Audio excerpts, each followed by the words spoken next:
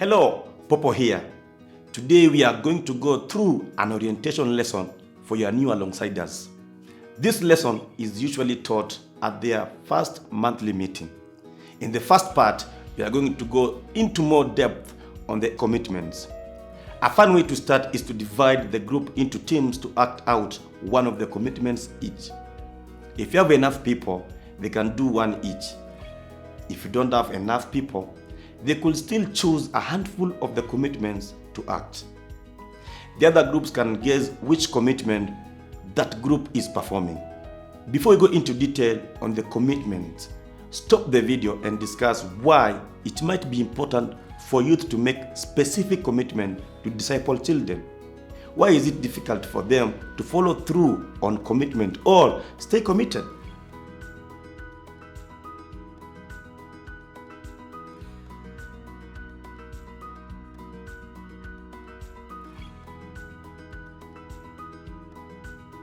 Okay, when you've had some fun, it's time to look at the commitments together in the flip chart. Title number 1 is prayer. Unless the Lord builds the house, the builders labor in vain. Unless the Lord watches over the city, the guards stand watch in vain. And that's Psalms 127 verse 1. Ask someone to read the Bible verse. Explain how important prayer is, because it's not us who will change the life of a child, but God. This takes away a burden of pressure that the alongsider might be feeling. For each of these commitments, you will see that there are 3 main points you should make. Here are the main points for the commitment to prayer. Please pray for your little brother or sister regularly. Pray that God will work in your little brother or sister's heart. Pray that God will give you the strength and the wisdom to walk alongside your little brother or sister. Visiting. Religion that God our Father accepts as pure and faultless is this: to visit orphans and widows in their distress and to keep oneself from being polluted by the word. James 1:27. Okay, the next commitment is the commitment to visit your little brother or sister regularly. You can explain how spending time with someone is the only way to build a relationship. Your little brother or sister won't be changed simply by what you teach them, but by the relationship you have with them and how they see you live your life. This is why we want you to choose little brother or sister who live nearby, so they can really learn what it means to be a disciple in everyday life. So there are 3 main points. Please visit your little brother or sister at least once every week. You can also take your little brother or sister on outings. You don't have to do it alone. You can visit in pairs or small groups, or you can even organize fun things to do together as a group. Encouragement. A new command I give you: love one another as I have loved you. That's John chapter 13 verse 34. You are working through the comics together and getting to know each other. And over time, your little brother or sister comes to trust you. Now you have an opportunity to really encourage them and help them grow in their faith and well-being. It is important to be a good listener. Don't be too quick to offer advice, but spend time listening carefully and ask a lot of questions. Then, and only then, should you give advice. Children get told off a lot. Adults are always telling them what they are doing wrong. Don't be like that. Look for the things you can encourage your little brother or sister with. For example, maybe they failed a test, but you know they studied hard.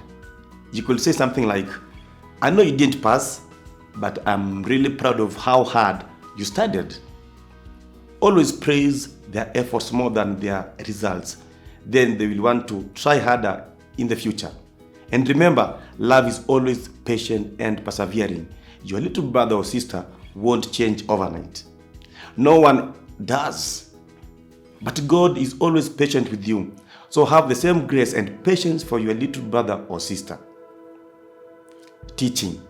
Therefore go and make disciples of all nations, baptizing in the name of the Father and of the Son and of the Holy Spirit, and teaching them to obey everything I have commanded you. Matthew 28 verse 19 to 20.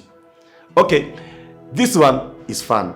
Almost every month, you are going to get a new comic book to study together with your little brother or sister. Believe me, the children love these books. Many of them have never had a book of their own before, and you get to give them a new one almost every month. So, you will study a new lesson each month with your little brother or sister.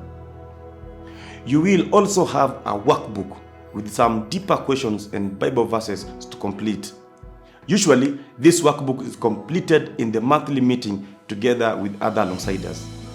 At the end of the course, you will be eligible for a certificate that shows your hard work. Invitation. And whoever welcomes one such child in my name welcomes me. Matthew 18 verse 5. The next commitment is to be faithful in inviting and bringing your little brother or sister to church if they are willing to go. If they do not want to go, you should not force them. Just continue to pray for them and see if they are interested from time to time. Please invite your little brother or sister to church. Do not force your little brother or sister to believe in God or go to church. We commit to loving our little brother or sister even if he or she does not go to church. Okay, now we've done an in-depth revision of the commitments. Stop the video and review the 5 commitments as a group. Then discuss how will you introduce each commitment to your alongside-us.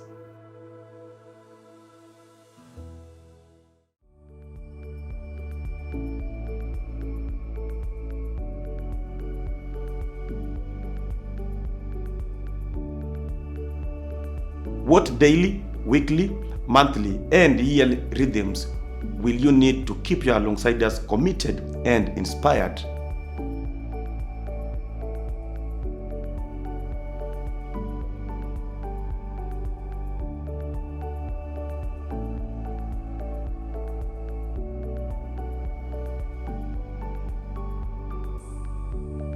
And that concludes our new alongside-us orientation. Now you know how to train them up and send them out.